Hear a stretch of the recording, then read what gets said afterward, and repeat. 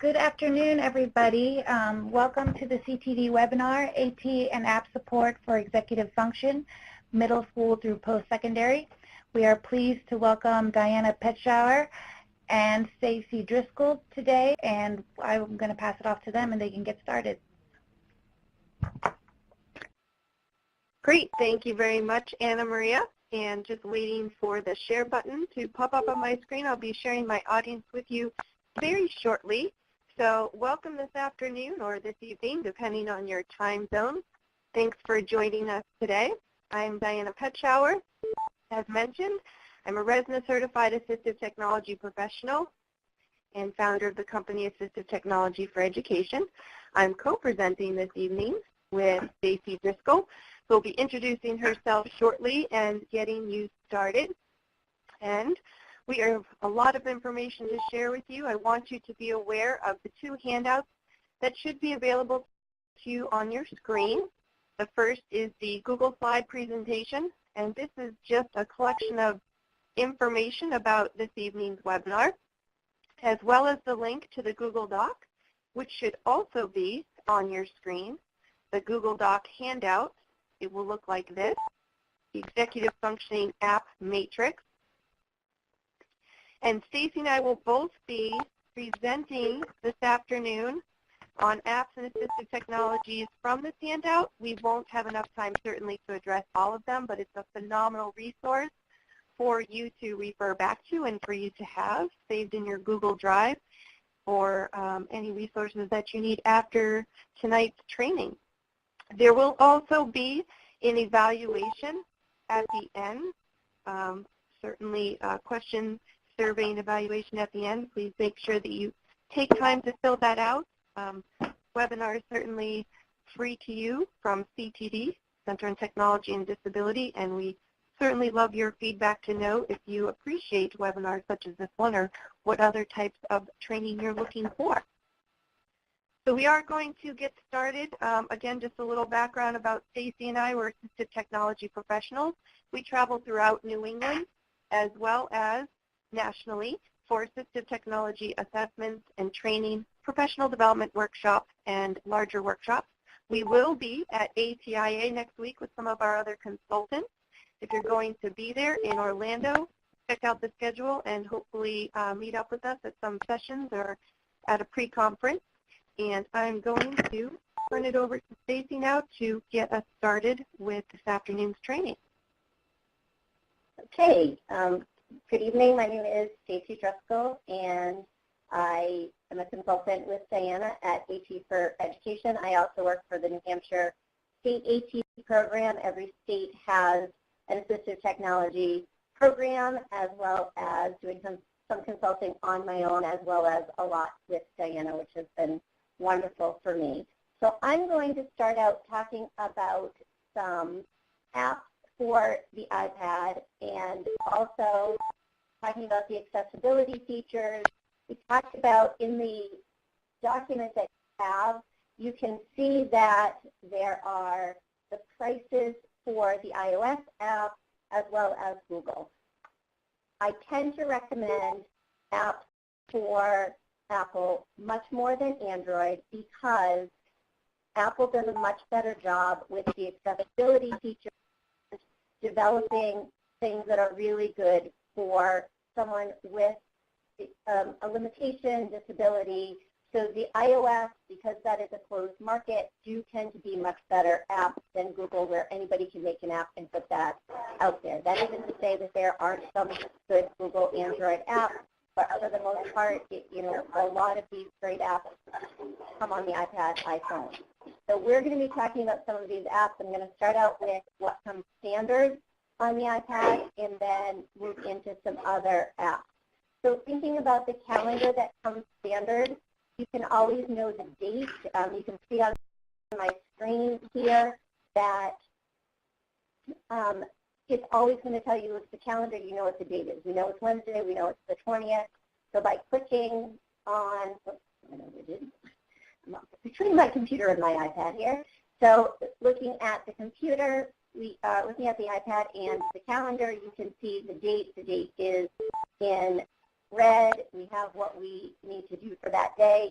there is a plus right here in the upper right-hand corner. We can click on that and easily add an event that we want to do. So we are going to say that, let's just say tomorrow, I need to, I'm just going to put, go to doctor, and I'm on a Bluetooth keyboard, which is why the keyboard isn't coming up here for you.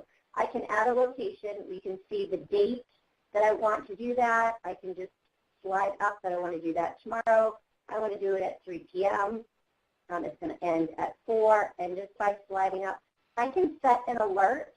So for someone with executive functioning, they may have this event they need to do, but they need to be alerted of it. So knowing what time of day and how much ahead of time they need to be reminded. So we can say that I want to be reminded 2 hours before. It will also give me a second alert. So I can be notified the day before if I needed to, 2 hours before, and then again 15 minutes before to make sure that I'm going to actually do that particular event task that needs to be done. So this is the calendar. We can also share calendars and sync calendars. I know just in our house that helps very much because everybody knows where everyone else is, and we can easily get to that and know who needs to be where.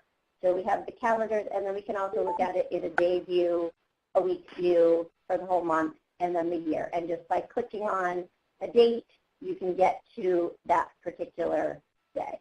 So we're going to close out of, hang on 1 second. We need air server. Give me 1 second to get back up. All right, perfect. Okay, so now we're going to go on to the next app, which is our reminder app. And with our reminder app, you can see we can easily add a reminder here with the plus, and so I want to be reminded that tomorrow is trash day. And so I can put that on by clicking this little eye. I can put information so it can remind me on a particular day. When do I want that alarm to have it repeated? If someone has a smartwatch, all of these reminders can be sent to their smartwatch, and so they would have that haptic feedback, sound feedback, all of those things. Again, you can have different lists here of what is scheduled to be adding within your reminders.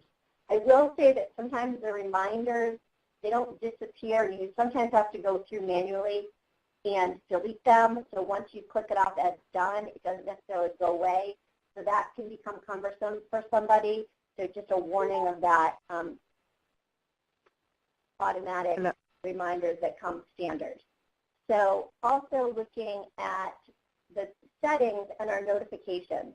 So any apps that we have, we want to go into notifications, and you can see on the side, most of us start out with going to general. 3 above that is notifications, and it's in red. And with notifications, all of the apps that are on the, that are in the, anything that's on your iPad is going to be in your notifications. So, we're losing my screen.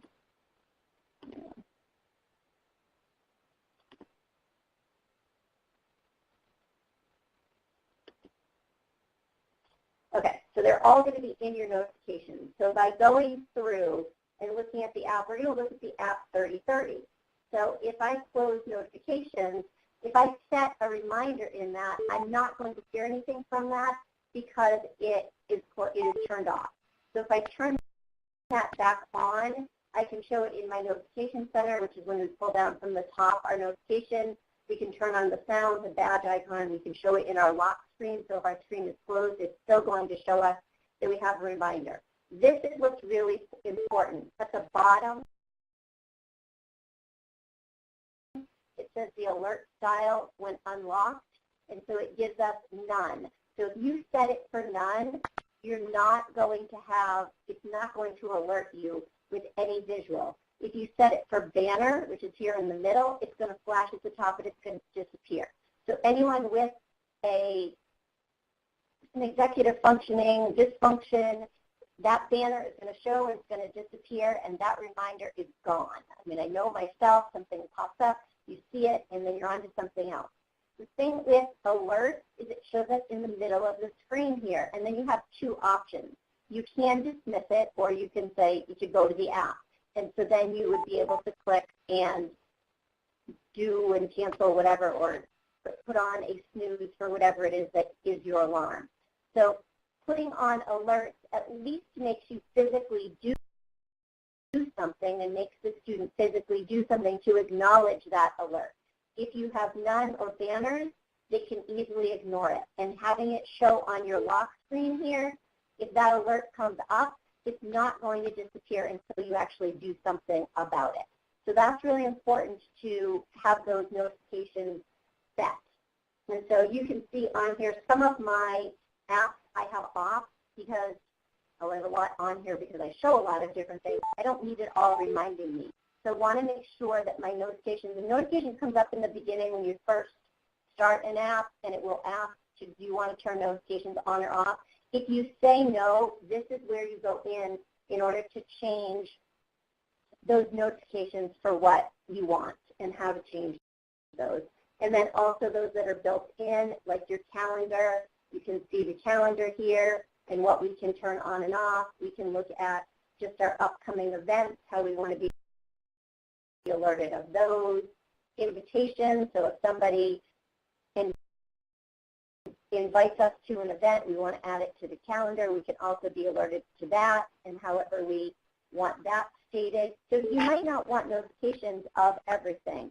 So making sure those are set, and also we talked about reminders, which are down here somewhere. Here we go, reminders. And so you can set your notifications for reminders as well. The next thing we're going to talk about is going to Safari. And so Safari is our ability to search the internet, so our web browser. And so there are lots of different news articles that students may be looking at. And a lot of students can get distracted by the screen that just has so much on it and so many pictures, but they need to, look and read some of these articles. So we're in the New York Times. I know my daughter's a junior in high school, so she uses New York Times a lot when doing research for English. And there may be a ninth planet. So in here we need to find our article by clicking on maybe a ninth planet. It's going to pull that article. There are still some extra things that are on this page that can be distracting. All right, so we're on New York Times in Safari, and all the way to the left are the bars next to where it says New York Times. If I click on this, it's going to clear away all that extraneous noise, per se, of what's on the side and just give you the article. It can also, to the right of the search bar, it has a small a and a large A. If we tap on that, and then we look at the small a and the large a, and we can go larger to make the text larger if students need that text to be larger, and then we can also go smaller to make that smaller as well. So there are some options there to help students get rid of all that extra noise that they may have while trying to read an article. And that works on anything that those four bars are at the top. It will take everything out around them. The next thing that is also built in is the notes. And so with the notes, we get our screen, and then so it saves our notes. It will also sync between devices, and then we can add a new note. We're in a new note. I'm going to turn my external keyboard off so you can see here the on-screen keyboard. And so I can type, and I can say, this is a, and you can see that within this, there's now word prediction, so that I can actually just tap on the words, and that will give me some choices in order to make those sentences.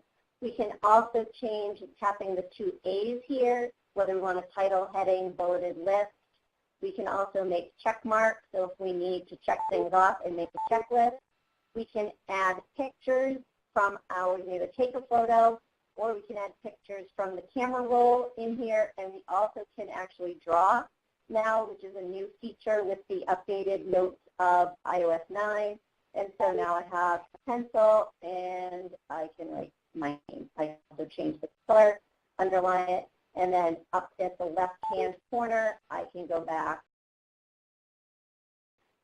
Oops, that's erasing. So we need to go back to the note. I'm done. Add that to the note that I am on. All right, so let's get moving into, I actually want to show you guided access.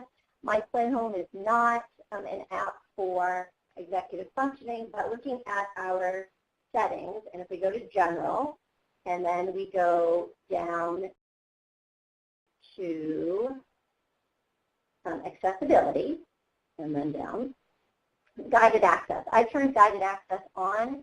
Guided Access locks someone in a particular app. They can't go out of it. It also can set a time limit, so you can actually set a time that you want, so much time for that to run. So you can set it to be a shortcut, which would be a triple click. So we're going to go into My Play Home. I'm going to triple click, 2, 3. Guided Access is started, so it gives me 2 minutes. I wanted to change to 1, but apparently it has a going in here. And so it has been set for a timer to show on here, and we can actually play the lights out in this app going through, and we have a nighttime mode. There we go. We're in the day, and so we can close the shades, and a child can play with this particular app, and then at the end, it will give them a 30-second warning, and it will say that, give them a little ding, 30 seconds are left, and then it counts down of how much time is left for them. You can get out of this with a triple click, 2, 3, gives you a passcode, you put the passcode in, and then you can either resume or you can end it. A hardware button, so if you want to actually set it so that they cannot change the volume button, that they cannot go to the home button for that sleep and wake, you can change that. You can change the touch of what parts you want to block out for them to see, and then my time limit here, you can set it here for as long as you want. You can turn the time limit on and off. So if you don't want to set them for a time limit, you can leave that off, and then it would just have them locked in. And so if I hit resume, it will give me back to 4 minutes and set it running. So we're going to move on. Set it as ended. Okay. Our first app that we're going to look at is 3030. And so 3030 is very simple app, kind of gesture-based, so you need to know what those gestures are for this particular app. And so a student comes home from school, and they want to get all of those tasks done. And so we can say to a student that they need to get their homework done.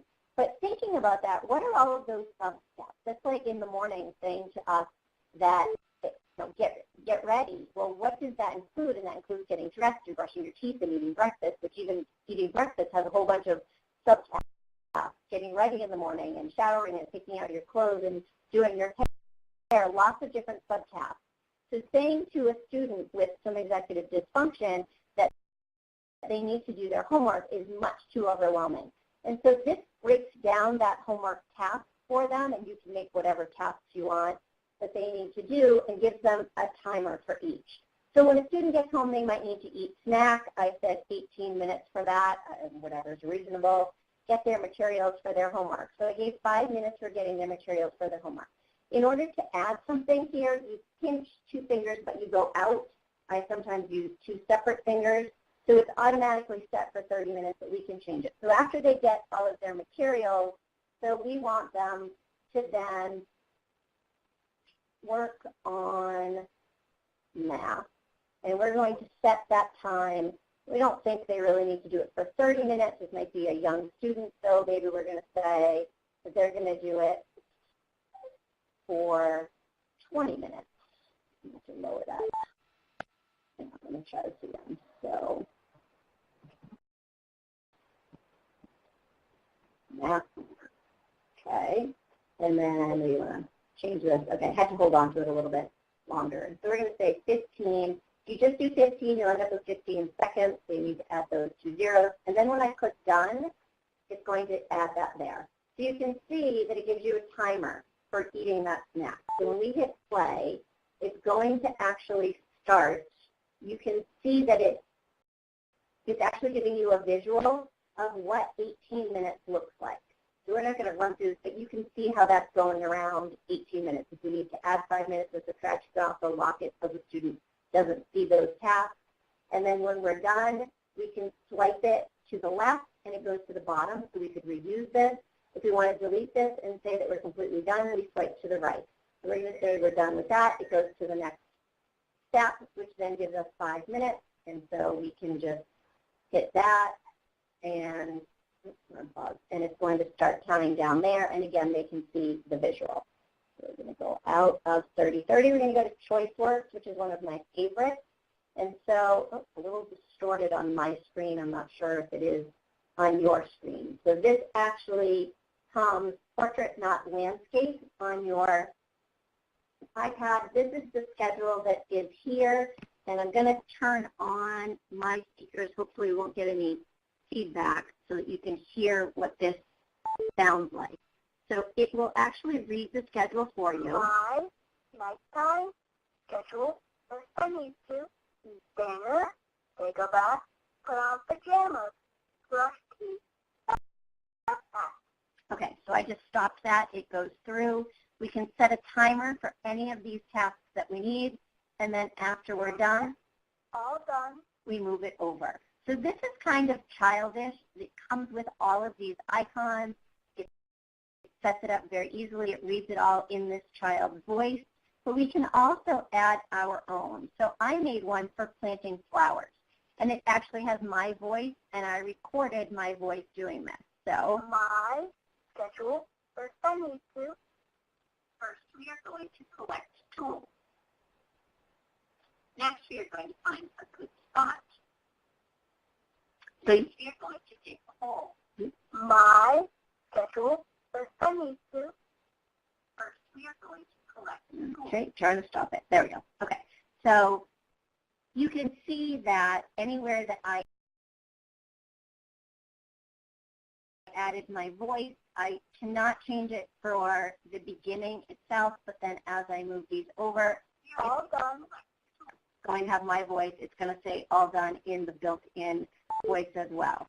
There are schedules, waiting, and feeling. So for waiting, we're waiting for how long and then what we can do after. And then there are also feeling books. So the feeling books are the green. And so when I'm upset and what I can do, and then what the choices are there. And it will also read this aloud. Okay. All right. So hopefully we won't get any feedback there. I turned off my. First then, visual schedule also comes with some built in, and then you can edit on your own. So in this bottom right-hand corner is the settings here. And if you want to be editing it, you need to turn on edit here. If you do not turn on edit, you won't be able to be editing anything. And sometimes you're trying to do something. I was stuck once, like, why isn't this working? And it was because I had it on. I think I had it on edit when I was trying to just be running it. So be careful of that. There's also a lot of settings here. You can print out a schedule. So if you need that to be a backup for a student, you can also share the schedule via email. So you can share the schedule, and then I just need to click on it in order to share it. And then looking at showing different timers if we want it to or not, and then also looking at labeling first then if a student needs that as well. So we're going to look at morning school routine. And so a lot of the different ways that we set up visual schedules are all on here. So we can just have one item at a time. Looking across the bottom, we can go from using one and knowing what the next item is. We can have a list of everything that needs to be done, and we can scroll up to see the rest of them. We can actually have that digital envelope as opposed to the physical envelope, and then when we complete something, we can put it in the envelope, and then we can also move things over like we would with a Velcro board as well. And then within this, I'm going back to just the single. We have the items. We can set a timer on here. That would, you'd have to have editing on in order to set a timer, whether we want it to be checked off or not. And then we have our timer here showing exactly what the next thing and then how much we have set for a timer. So a ton of great things that you can do with this app. The ChoiceWorks is like $6.99. This, I think, last I checked, was like $12.99. But just the ability to actually print those out and have a backup as well as being able to share those are great resources. Now we're going to look at Aid a Reminder. A lot of students, a lot of people need to hear their voice, and so you can actually set a voice reminder. So by clicking a voice reminder, and then, okay, we've set a reminder. We want to do our math homework. It's telling us, because I had that notification, it popped up. So we're kind of back to 30/30. We're going to close that so that it doesn't continue. So we want, if we want to record something and do a sound reminder, so we're going to set the reminder. Bring home your English binder and your math book so that you can complete homework page 59. Okay, so the 12-second clip, and then we can hit next, and it's going to say, is this a one-time reminder? Do we want to do it all the time? This is a one-time reminder. It's a homework reminder. We want the sound to be the voice. So what I just said is going to be the reminder. I can set the time for it, a pre-alarm, post-alarm, snooze. We can show it in the calendar or not, and then we can set it for a time to say that, and then that will say that aloud, and we can save it. And so that's going to actually pop up, and we'll be able to listen to that reminder in the next 5 minutes. Do is an app that personally I use all of the time, and I have it on my iPhone, and it's connected to my iWatch. And so anytime I have a reminder, that reminder just, I have the sound on my watch turned off, it just taps me a little bit, and I'm able to look down and see, oh, that's what I needed to do, and I can mark that off as done, or I can snooze it and know what I need to do, and I have my snooze set at different times depending on what it is. If it can go in hours is the default, and so I use that. But this will also pop up as your reminder, and so I want to add a reminder. And this is what you get when you're adding a reminder. You can also use the microphone on the keyboard if you want to say something, and then so I can say, remind me. I'm going to say, call Diana. Truth be told, there are a lot of reminders that say Diana. And I'm going to put that for Thursday, and I'm going to put it at 2:25. And you can see also the set times. It gives you some preset times, and then also the plus and minus 10 minutes, an hour, 3 hours, or a day. You can change those of what you want to come up. 9:30 on my phone, I have it for 6:30 in the morning, because if I need a reminder in the morning, by 9:30, I'm long gone from the house. So if it's something I need to do before I leave for work, it's going to have to be set for 6:30. I can then change my snooze. So this says every minute. I might say every 15 minutes. I have it paid for on my phone. And then you can reset it. I hit OK. And so that's going to give me that reminder, and tomorrow it will pop up, and I will know that I need to do that. Our next app is Inspiration Maps. And so if you're familiar with the computer program of Inspiration or Kidspiration, this is the same thing except it's on an iPad. You can send it and it can sync. You can start with a blank, and then you can also start with, there's all sorts of templates here that you can use. So let's start with this English essay brainstorm. We're going to use the template. It opens the template. It gives me instructions of what I need to do, and then I can tap on it, and then I can add some text there if I need to. I can add text. I can enter that. With the arrow, I can move around and add another circle onto that. What I really like, and a lot of people really like about the inspiration, is the ability. There's all sorts of pictures in here that we can add, and then we also have the ability to turn it instantly into an outline.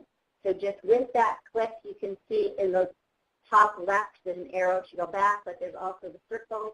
So with the circles, I get the template of the inspiration map, and then with the dotted lines, I get the outline, so it's in outline form. So that's really helpful for a lot of students. Next, we have, just kind of looking onto photos, we have CanPlan. And so Diana and I are going to kind of switch screens here and go over CanPlan a little bit. These are the ones that come with CanPlan, and so these, so we're going to go with Make Copy. And so it already has this in here, and so I can hit Speak at the bottom. Oh, before we start this, let's go back to Ada Reminder, because you can see our reminder popped up. I can't do anything with CanPlan until I either close Ada Reminder or open Ada Reminder and go to it. So let's go to open it, and before I click on that, I want to see, oh, I wonder if it played it while we were, there we go. Let's see if we can play it again.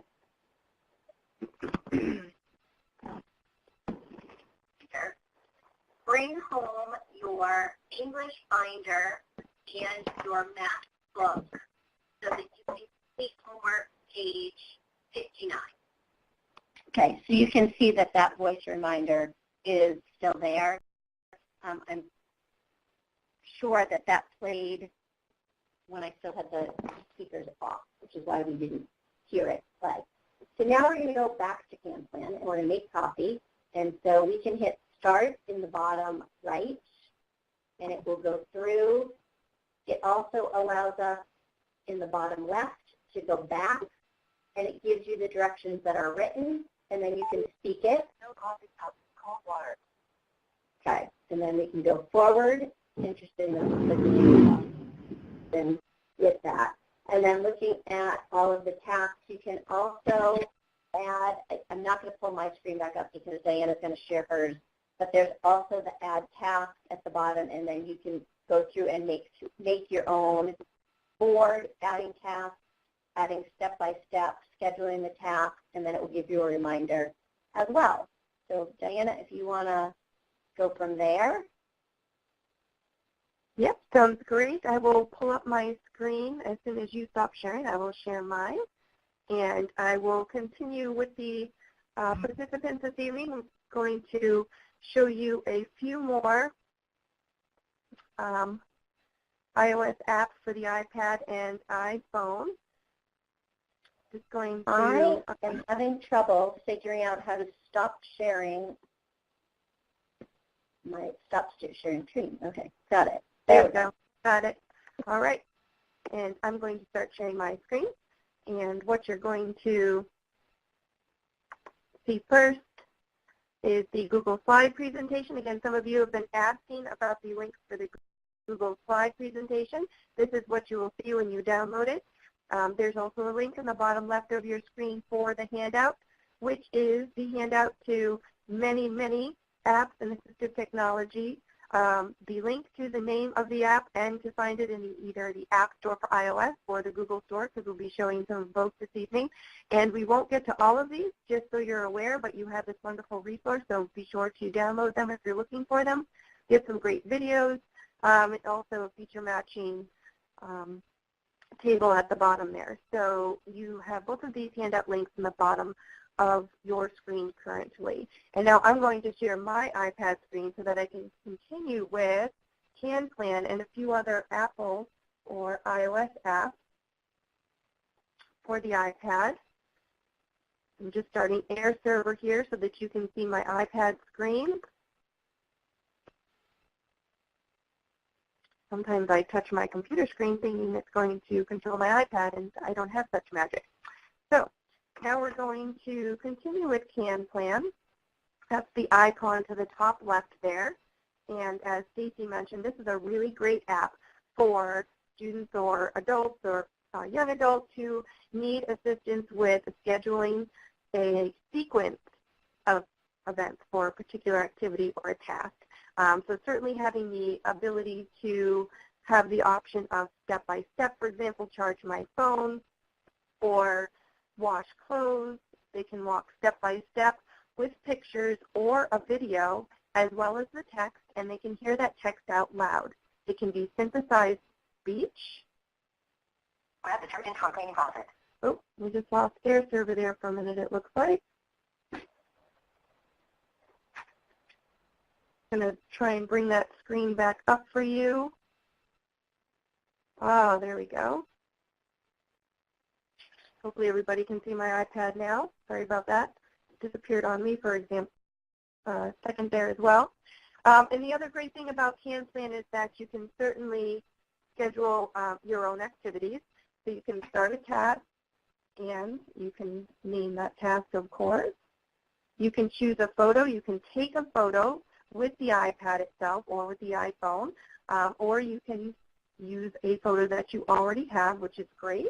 And then as you add these steps, you can see where you have, oh, the air server is just conking out. That's not good. Hopefully it's going to come back for you here. Could be this particular app in general. We may need to move on from CanPlan if it's crashing my air server on you. So just so that you're aware, because I don't want to waste any more time, in CanPlan you can set your own voice. You can have your own voice recorded for the reminders, and you can take video clips if it's better than a picture for those step-by-step, or you can have the synthesized speech to talk the steps out. And it's also great because you can set a particular time in the day that is going to pop up and say, don't forget to wash your clothes, or don't forget to do this activity at school, or don't forget to do this activity at home. And then when you open it in the reminders, it's going to start that sequencing of events right there within the app, which is really great. So CanPlan, a wonderful app to check out. Another app that I want to show you is called Tools for Students. That's the icon to the top right of my screen right now. Tools and the number 4 and then Students. And there's also Tools for Students 2. So I'm showing the first one, Tools for Students.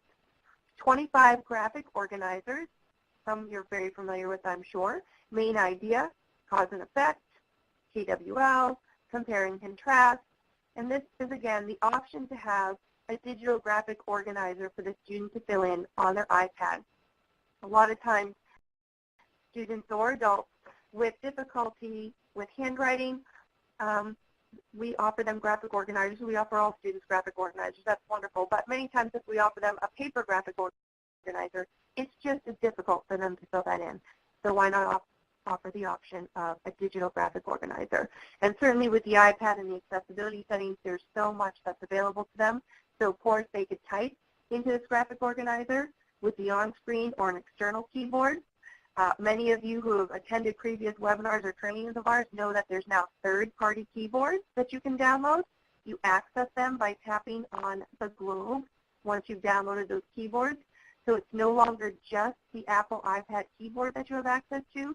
You have word prediction keyboards, so your students who have a difficult time with typing full sentences, whether it's just spelling, fine motor, etc. You also have things such as swipe for students with physical disabilities. So a lot of times your students with executive function needs also have other needs, and it's nice to have the option for these other keyboards for them to be able to use. I'm just going to get back to the typical keyboard here. And also built in is that microphone. So the built-in voice recognition in the iPad is wonderful. I can hit the microphone, speak my words, and speak my answers into this graphic organizer. You can add details. In the top right is your options for sharing. You can email this to the teacher, print it out certainly, save it to Google Drive. Many schools using Google Drive, adults and young adults using Dropbox. I use both of them personally and professionally. So the work that you do on the iPad with these students is not stuck on the iPad. always a way to get it off, hand it to someone, or turn it in digitally. So that's tools for students. There's also tools for students too, which is 25 more graphic organizers, and the second one has a blank template for you to create your own, which is really great. Going to show my homework now. My homework, the icon says my homework. It has a little pencil hanging down there from the blue. My homework is an option for a digital agenda. So it's an app for a digital agenda, especially for your students who have a difficult time with that paper agenda that's stuck in the bottom of their backpack. They're supposed to be writing their reminders and their homework down in, but they don't seem to have it, or it's switched somewhere, maybe in the back of their desk or in their backpack, briefcase if it's a young adult. And so with my homework, the students can use this individually on their own to schedule reminders or set up homework assignments. They can check them off when they're due, or when they're done, I should say. So you can see at the bottom here, they can choose completed. Very easy to set a new homework assignment, mark it complete, etc. They can see what's coming up this week, today, next month. And it's also a great app if teachers want to get on board and use this. So teachers can go to the Teachers app, and then they would be able to send out announcements to all of their students or just a couple of those students and have it show up automatically in this app, which is really great. And the students could obviously connect with the teacher in that way to find out if there's any homework assignments coming up. But it's also a great digital agenda for students to use on their own, even if their teachers aren't on here, just for seeing and planning out and scheduling those assignments. The next one on my list to show you is called Notability. That's the icon right there in the middle of the screen. It looks like a half a pencil and a half of a microphone. Really like Notability for students to have the independence with note-taking. So many times our students who struggle with note-taking have someone taking notes for them and have the option of handouts being given to them or notes being given to them, copies of notes being given to them. And oftentimes, especially my high school students and my college students that I work with, they'll tell you that they're not reading those notes from someone else. It's difficult for them to decipher the important information, and maybe that person's not writing down what's important to this student. So giving them a tool to be independent with note-taking certainly is great. What I like about Notability on the left-hand side, you can see that you can send up for classes. You can change the schedule very quickly and easily, and you can add a new folder in the top left just by tapping on the plus sign. Create subject, and we can create our CTD class very quickly and easily. If we wanted to edit these folders, we just tap Edit, hit the gear next to the class that we want to edit. We could rename this. This is also where we can color code it. Color coding is great, especially if you also have color-coded binders going along with this. Done editing, and now I'm in my CTD class. I know I'm in it because you see that folder swipe over, and at the top of the screen it says CTD. If I was in history, it says history at the top. If I was in math, it says math at the top, and you can see the little folder icon swipe over. I'm in my CTD class. I want to take a note. To the top right, I just tap on that little icon with a pencil and note paper, and now quite a few options open to me again. With the wrench to the top right, I can choose my paper. Organizing my notes is great, as well as having some color-coded background sometimes for our students, whether or not we want lines, thicker lines, or smaller lines. Graph paper for our math class, again, larger graph paper if needed, or just blank paper. The other benefit to Notability, there's many benefits, but another benefit is the option to audio record. So it's audio recording as I'm taking notes, as the teacher or instructor is presenting, which means that now the student can choose to type their notes, and they don't have to type everything that's important, or they can handwrite their notes. You can change the color ink, the thickness, many options here. So they could handwrite if they wanted to. Certainly if it's math, they can be following along. If they were graphing, they would have graph paper up, for example. And teacher says something important they don't know how to spell, but they're going to go back to it. But they're getting it all in audio, so they're going to be able to go back to it later. They can certainly highlight things that are important. And if they make a mistake, the eraser is there. Very quick and easy to get rid of a mistake. The plus sign has even more bonuses to this app. Take a photo and pull it in. Take a photo of that homework and pull it into here. Take a photo of that worksheet and pull it into here and be able to write or type on top of it. Take a photo of that giant graphic organizer on Greek mythology that the teacher just wrote and you don't want to copy and bring it into your notes. So many benefits. Web clips, stickies, really great app. I'm going to stop the recording, and just so you can see that you could go back later and play the audio. And I'm not sure if you're going to be able to hear this on your end, but it does sync to the audio in the notes. So that means whatever I tap on, even if I have 5 pages of notes, I can go to page 5, tap on that part of the notes, and I'm going to hear what was said exactly at that time. So for your students who have a difficult time processing, taking notes at the same time, organizing their notes, they can go back and listen, especially if it's a math problem being done out step by step, and they'll be able to get back to these notes and add to them.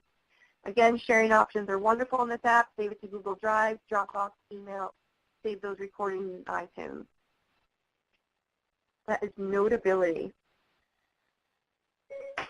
And Stacy showed you quite a few apps for reminders, even the built-in calendar and reminders that are on the iPad and iPhone, especially with those notifications. But if you're looking for a separate app for reminders, Errands is another great one to check out. So it's called Errands. You see the icon there, the little icon with the check mark and the blue. And so if I start Errands here, and Errands is really great as, sorry, was there a comment? Oh, okay, I'll keep going. I thought I heard a comment or a question. So you can see that on the left-hand side with Errands, I like that you can set up folders, so I can have errands for work or reminders for work, work for home, homework, school, etc. Also on the left-hand side is my logbook, so I can see my completed tasks that are done. Many different ways to customize that, and the plus sign, of course, on the left. I could add a folder if I wanted to. On the right-hand side, that's where I can add my tasks. So I can give it a title, I can give it details, I can assign it to a specific folder. So let's just do a sample one real quick.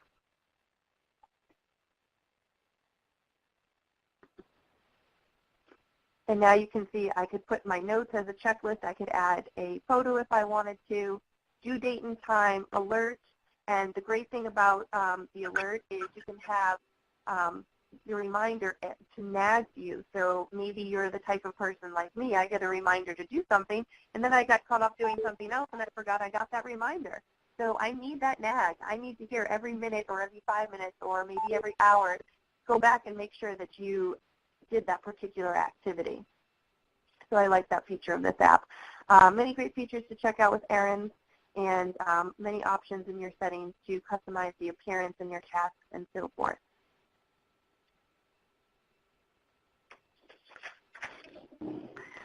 So now we are switching gears. I'm going to stop reflecting my iPad. So those were all iPad apps. And I'm now going back to my laptop, my PC. And I'm switching gears from iOS and iPad apps to Chrome apps and extensions that might be beneficial. So for those of you who may be new to Chrome, at the bottom of my screen there, I'm just going to go to a website in Chrome. This is our website here, atfored.com. Feel free to connect with us.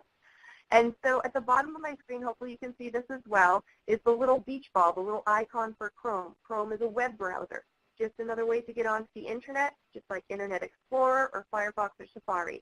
But you have to be in Chrome in order to use these Chrome apps and extensions. So if I was to open a new window in Chrome, and click my icon for apps, the little square of squares, square of mini squares, this is going to bring me to my apps page. So it kind of looks like apps on a tablet. I can scroll through several pages of my apps once I download them. And my icons for extensions are in the top right of my screen and show up as little symbols or icons in the top right of my screen.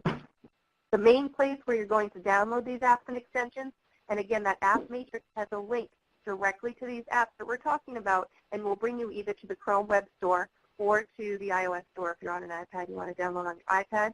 So these Chrome apps and extensions can be downloaded on any Mac or PC, any laptop or desktop, as well as those Chromebooks that your students may be using, and some Android and Windows tablets, as well as the Surface Pro. So think of all the apps and extensions you can be using. This is the Chrome Web Store icon. You could even just Google search Chrome Web Store and you're going to get to it. Looks like a little beach ball in a beach bag. This is where you're going to search for those apps and extensions that you want to use with your students.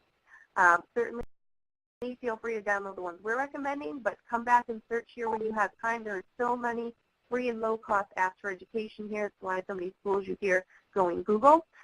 You can search by topic or subject, or you can search by feature that you need. If you need mind mapping and brainstorming, you put in mind mapping or brainstorming right in the search bar, and you are going to get many apps and extensions to check out and try for yourself. And some of them we're going to show you this evening.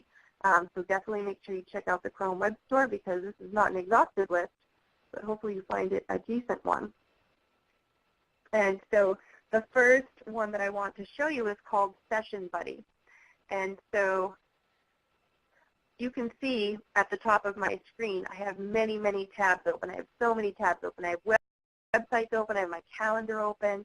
I have my slide presentation. A lot of times, students and adults, many times when we're on a computer, we have so many things open. And then we have to shut down real quickly, go to the next class, or shut down and go to a meeting, or shut down and walk to the next place on campus. And we want to be able to get back to all these tabs we had open. Now, if we're using our own device, sometimes that's easy to do if we put it in our settings, for those of us who know how to do it. But a lot of times, students are going from one Chromebook to another, or one computer to another, or going to the library, and they want to be able to get back to all these things that they had open. And so the way to be able to remember this and do this is to use Session Buddy. So Session Buddy is the extension that I downloaded in the Chrome Web Store. The icon is in the top right of my screen. My mouse is over it now. It looks like a little blue and white square.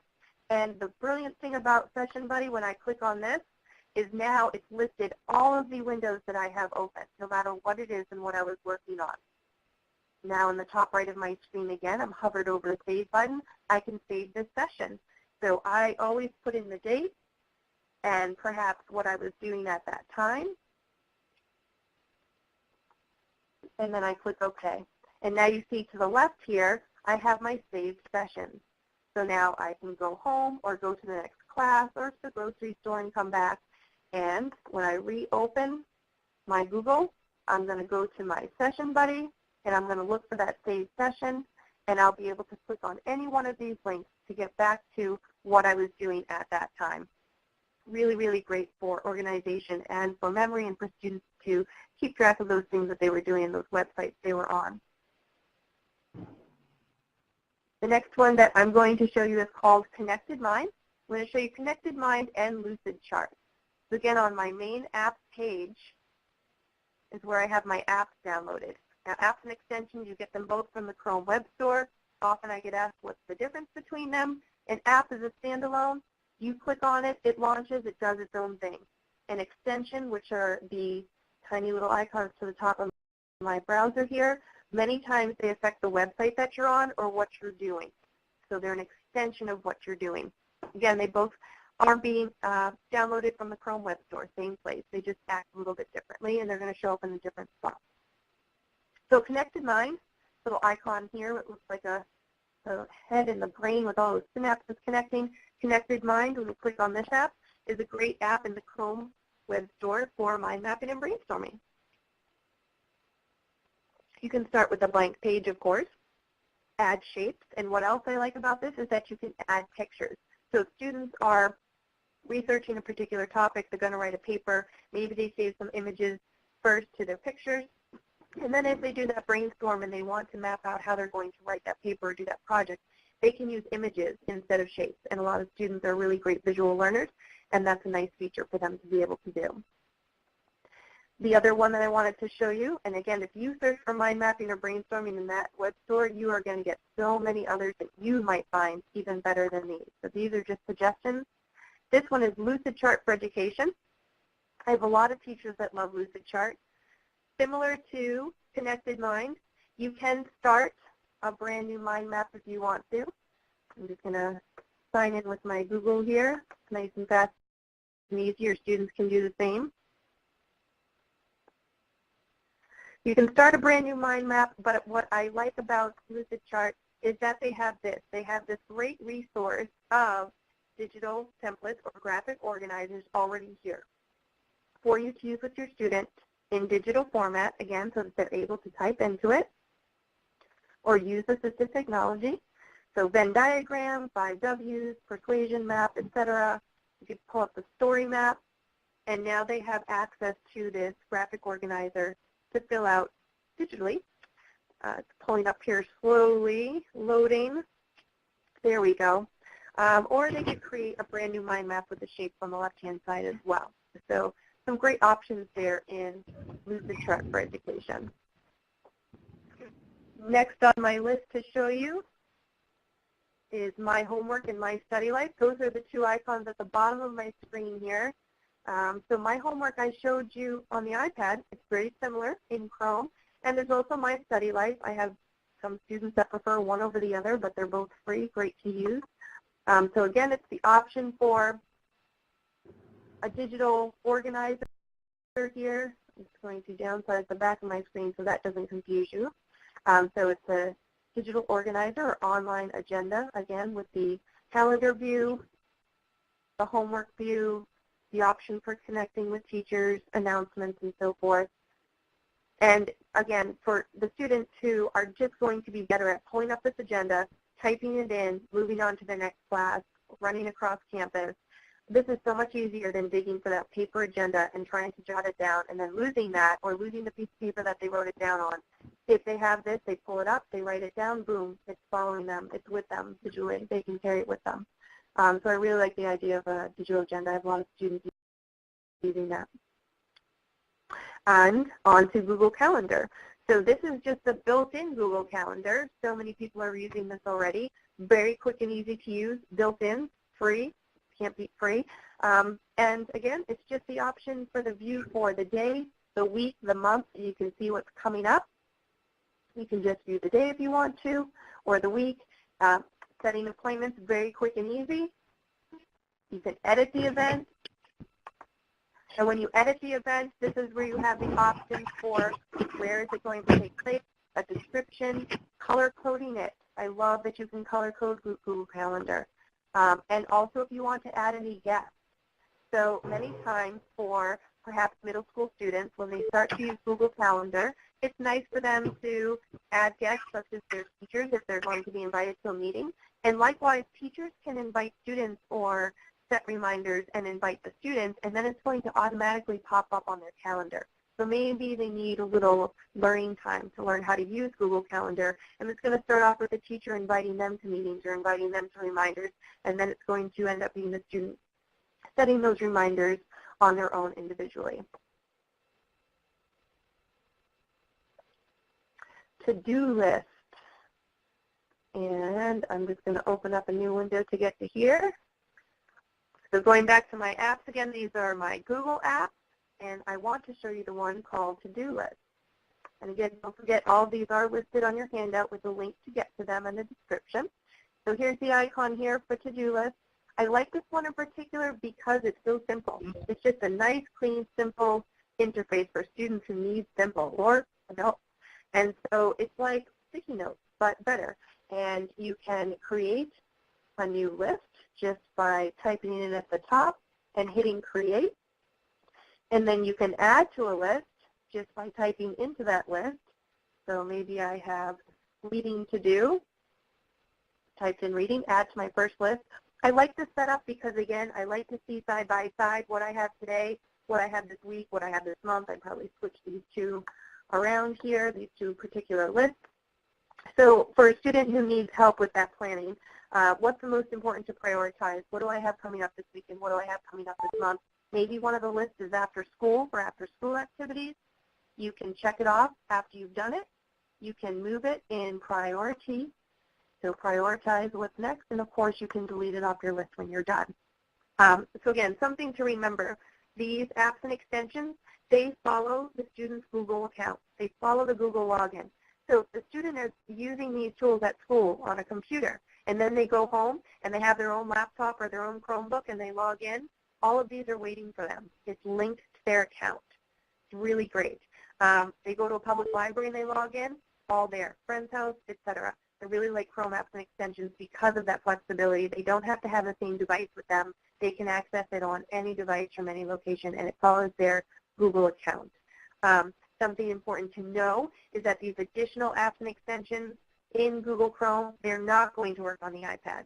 So stick to the iPad list that we gave you for the iPad, and Google Chrome apps and extensions, I call everything but the iPad. I like them for Chromebooks, for laptops, desktop, Surface Pro, etc. Next one on my list to show you is called Strict Workflow. So again, the student needs to be doing research. They need to be focusing on their research or writing their paper. And with Strict Workflow, it is essentially that. It is 25 minutes of strict, I'm just going to go into the options so you can see this, 25 minutes of strict work only, and then a 5-minute break. And you can see here that you can set the websites. They already have some great suggestions already in here. Addictinggames.com, definitely want to block that. Facebook, YouTube, perhaps maybe not YouTube. They might be using that for research, but that's a tough one to call. But you can see, you can set the list of websites that you want to block. So if they're working, they have to work for 25 minutes. If they try to go out to one of those distracting websites, it's going to say, oops, get back to work. You know, you're not allowed to go to that website right now. And then they'll get a 5-minute break, and they can restart it again after that session ends. I think so many people can benefit from this. Adults benefit from it, young adults, etc. When you really want to stay focused and you know that you're a person that will get distracted, strict workflow works great. One of the limitations to strict workflow is you can't change the amount of work minutes. It is set to be 25 with a 5-minute break, just so that you're aware of that. And the only way to stop it once you've started it is to disable the extension itself. So it's strict for a reason. One-click timer. So I have my icon for one-click timer in the top right of my screen here. This is an extension that I downloaded from the Chrome Web Store. You can see when I click on it, it's a great big visual timer. I can set it for up to 60 minutes. I'll put it on 3 right now. So it will run in the background. It is an audio timer. And then I can continue doing my work. You see it's counting down for 3 minutes there. We're going to hear that in 3 minutes. Hopefully you'll be able to hear what that sounds like on my end, on your end as well. But it's a nice, pleasant sound. It's not a foghorn or anything, but it does alert them auditorily as well as visually that the time is up. So great for transitions, great for planning. 5 more minutes. We're going to work on this before you go on to the next activity. And again, if you are in that Chrome Web Store and you search for timers, you're going to find many options. I have another one here on the right side of my screen, Progress Bar Timer. So check those out for your students that need audio and visual timers, many Chrome apps and extensions to use for that feature. And now readability. I'm going into CNN to show you readability. CNN is one of those websites your students might be going to for research, and they're going to pick in articles. I'm just going to scroll down here. And let's see, we don't want to read anything too depressing this evening, right? So let's keep it light. Monster storm on the way. That shouldn't be too bad. Let's see who's getting snow. So when a student is researching or an individual is researching, and automatically, there we go, all these wonderful ads that we are so interested in watching and videos popping up, distracting us, and we just want to read this article and take the important information from this article without all the distractions and clutter. So readability is that icon to the top right. Many of you may already be using it or heard of it. Another person or individual or company, somebody who's joining us tonight mentioned Clearly by Evernote. I love Clearly. I have that as well. But unfortunately, we were just told that Evernote is no longer going to support Clearly. So it's still another option right now. I just don't know how long they're going to support it for, but another great free option indeed. This one is readability.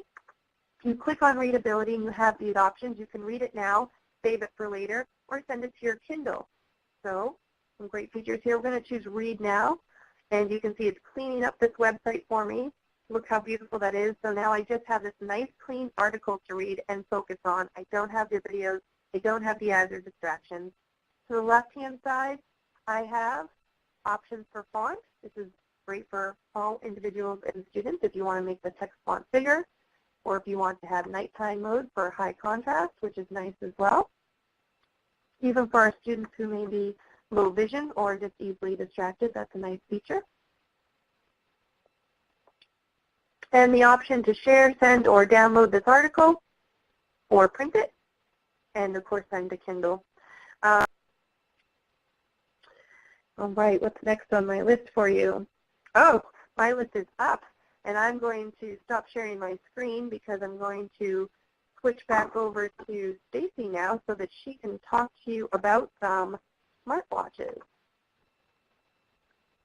Okay, so on your matrix, there's a section, page 7, that has smartwatches and has information about the Apple Watch and the Pebble Watch.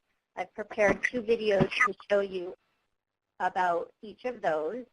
And the Martian watch is another watch that I have tried out. It's really large. I have tiny wrists. It definitely, for a man, it would be much better. I have played around with it, haven't really worn it because it's just too big for me, but know a few people who have it and really swear by that. The Revive is not a watch, but it's just a reminder. So it just, students who may need to get back on track, it will randomly just vibrate for them to kind of click back to what they need to do. You can see that Luis Perez's Tips and Tricks, that is an iBook. It's 99 cents, but has some great resources in there. Okay, we're going to talk about the Apple Watch. So we have the face there. And by clicking on this crown, we are able to get to all of our apps. So with my finger, I can swipe around. I really like the Apple Watch for executive functioning because you really can use it to give reminders. So I use it with Do all the time. And I put my reminders, I use it with my phone, and I'm able to set my reminders, and then when they go off, they come to my watch, and when they come to my watch, I get that haptic feedback. So it gives me that little tap tap, and I know that I need to look at my watch to find out what it is that I need to do. I can snooze it right from the watch as well, or I can dismiss it. I can also mark it as done. So if I've done it, I can also mark it as done. Within the Do app, we can set it so that it will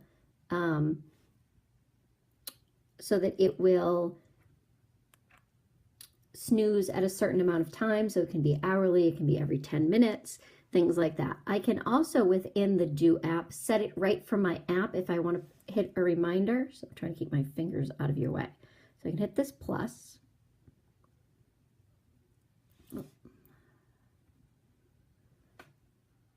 Remind me to take out the trash.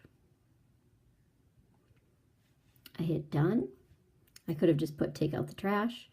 It gives me that reminder. My automatic set is for 6:05 p.m. I can either confirm that or I can reschedule it. When I reschedule it, the times that are automatically set on the Do app come up as my options. I can add or subtract time depending, or days, depending on what I need. So I have some flexibility, the same as within the app, to set that to when I need it to be. So I'm going to set it for 12 a.m. 12 p.m. today, and then I can confirm that. I can also go to my watch and I can see everything that's set for me. This just reminded me that I need to make my Apple Watch video. And so you can see that my options are, I can mark as done, I can push it off for another hour, or I can dismiss it. I'm going to mark it as done. And so then that disappears. So we can also go back to the home.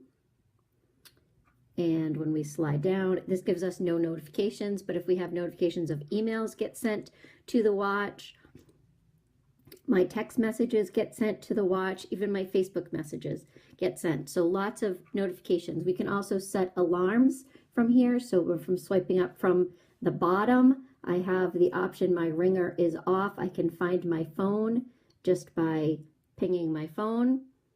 And you'll hear my phone in a second here. So we found the phone.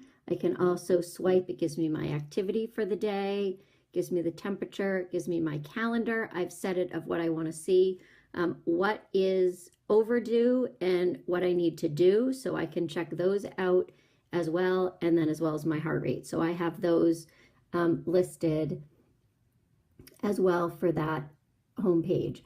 I also can set a reminder and use Siri. So just by pressing this, set an alarm for 2:30 p.m.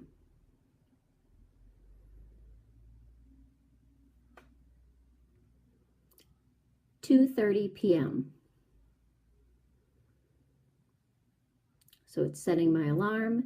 It gives me my alarms, and it shows when I scroll up that 2:30 p.m. there is an alarm set. So lots of ways that we can use that for executive functioning.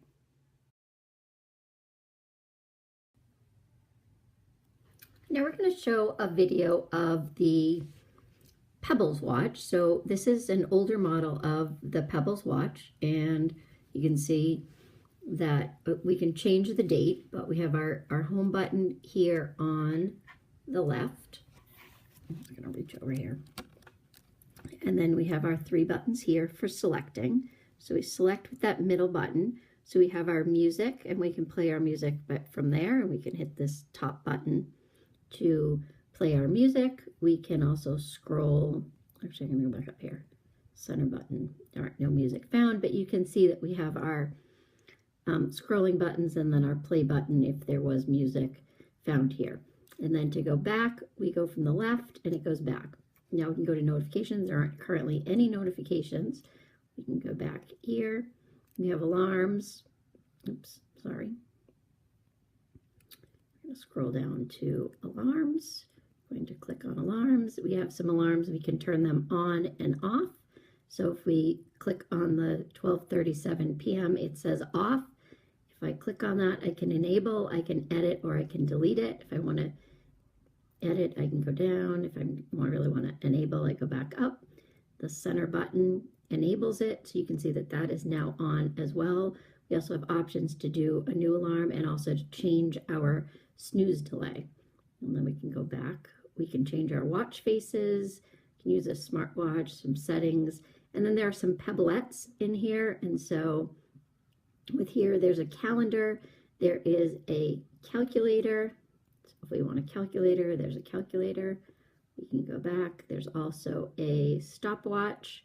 And so there's a stopwatch and a timer. So if I want a timer, I can click that, change my hours, seconds, and then I can start that as well if I want a timer. There are also apps for the Pebbles watch that you can add through your smartwatch, which will work with either an Android or an Apple device. And so you add some apps there, and then you can add some reminders and such things with to your Pebbles watch, and you'll get notification and the vibration and haptic feedback on this.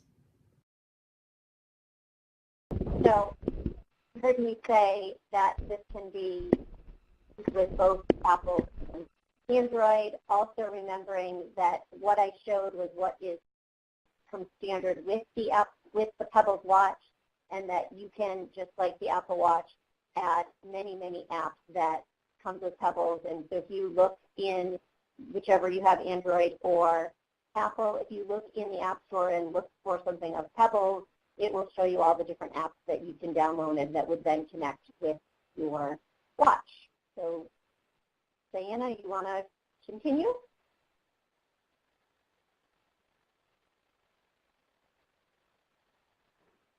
We're going to open it to questions.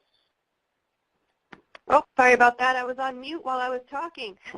Okay. Thank you, Stacy, so much for sharing. I'm going to share my screen. I think we have enough time for me to share just a few of the free web resources that are also listed on your app matrix.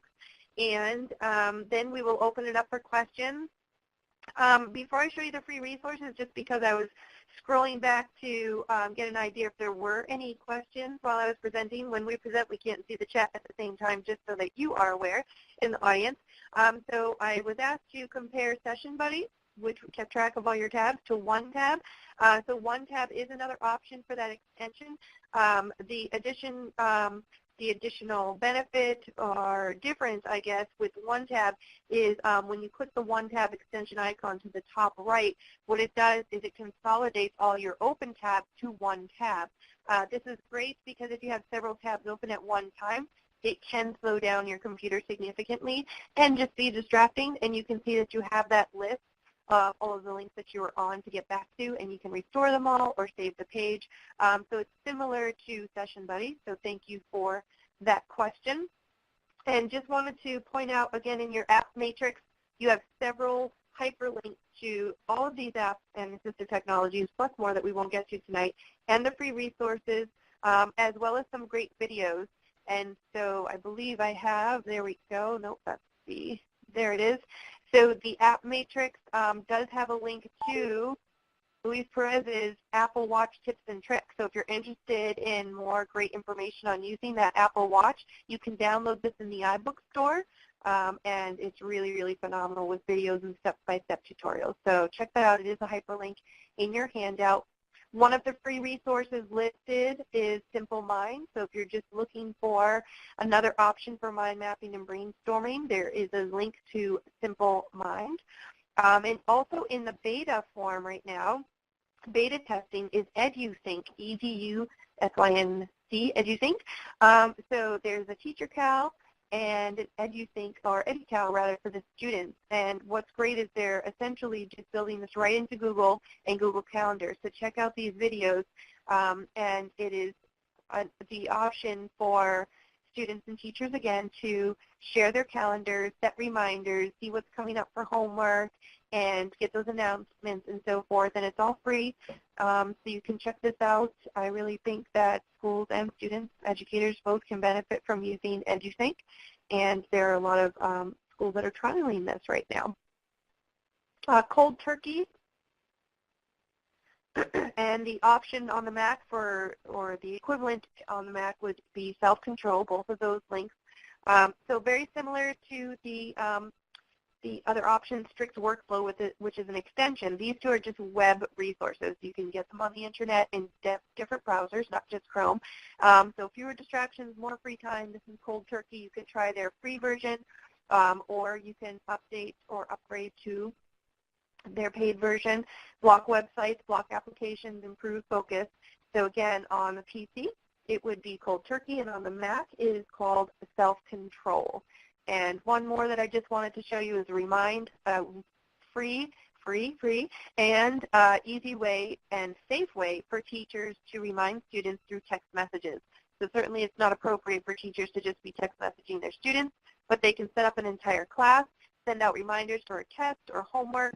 All the students get it on their mobile phones and devices, and it works really great. It's all free. It's all accountable. It's all held in a nice, secure classroom-type environment online. So check out Remind if you're an educator to use with your students. And now, because we have just a few minutes left, I am going to stop sharing my screen so that we can address any questions that the audience might still have.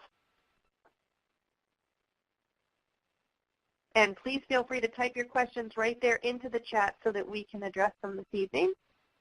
Is there a Chrome tool that will take brainstorming into an outline? Jeannie, I get asked that so many times. I haven't found one yet. It doesn't mean it doesn't exist, but my research has shown that there's so many great mind mapping and brainstorming tools, but not one that takes it into an outline like Inspiration yet. And I say yes because we all know it will be developed soon. I wonder if any or all of the iOS apps are fully accessible and work with the built-in iOS, like VoiceOver. Yeah, certainly. I haven't tested all of them with VoiceOver, but many of the ones that we recommend do work with VoiceOver. And I did notice that there was another question about apps for students to use for using their voice. So many of the apps that we showed on the iPad, that built-in voice recognition, that microphone works in all of the apps that we showed this evening. And on the internet in Chrome, if you go to Google Docs, there is free voice typing under Tools in Google Docs. Any student can use their voice to type now. It's free. It's called voice typing, built right into Google Docs.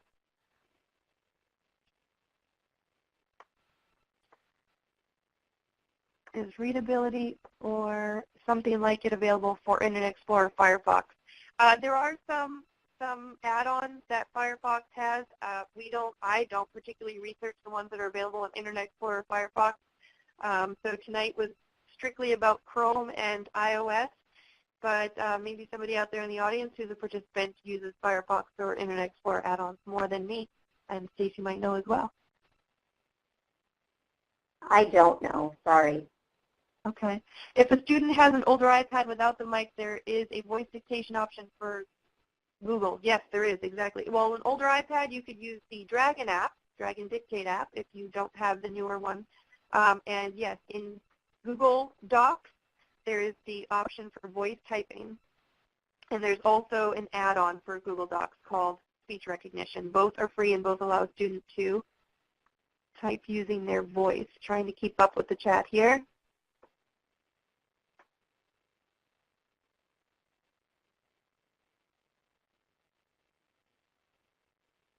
And Guided access has been all along since the iPad 2, so even with an older device, you still should have guided access. And is there an app that allows a student to add notes through voice input or typing for a paper? So essentially, again, if they're using the iPad, anything that you're using to write notes, whether it's Notability or Google Docs or Microsoft Office Word app, all of those will work with the built-in voice recognition in the iPad. If you have an older iPad, you would have to use another external app like Dragon Dictate and then copy and paste. And if you're using Google Docs on a Chromebook or on a Mac or PC, you just open up a Google Doc, click on Tools up in your toolbar, and choose Voice Typing, and your student will be able to use their voice to type.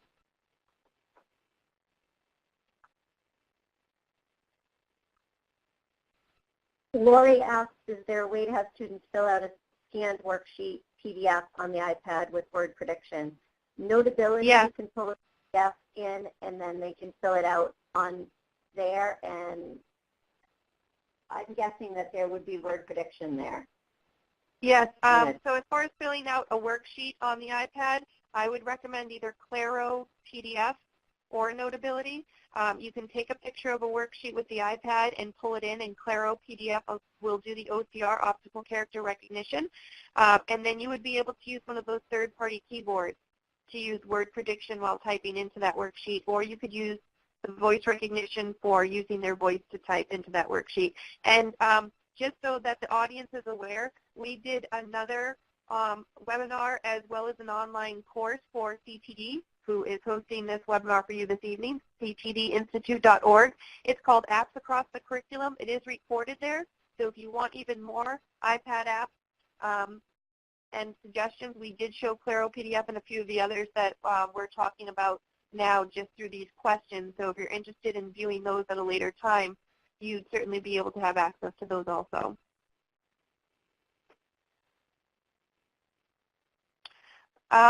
Try FastFig. I'm going to type it into the chat so that I don't have to spell it for the math for Chrome. FastFig for math will allow you to type the symbols. You have to turn off the option for solving the math problem if you want them to be able to solve it on their own, but FastFig will also work them through the math problems, different types, and has many symbols for different types of math, and that's in Chrome.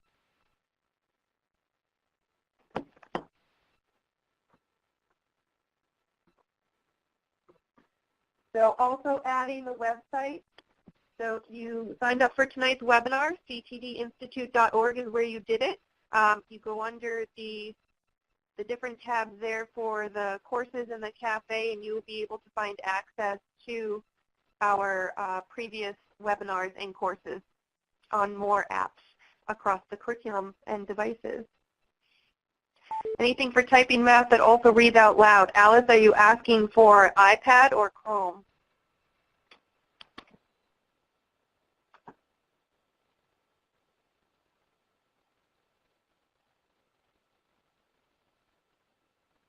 Thank you, Jackie, for adding that link. And yep, Claro PDF in the App Store. Thank you, David. That's the one for worksheets. iPad that reads Math ML. Math paper is great. Yep, absolutely. Thank you, Jody. Math paper and Mod Math on the iPad, and use the built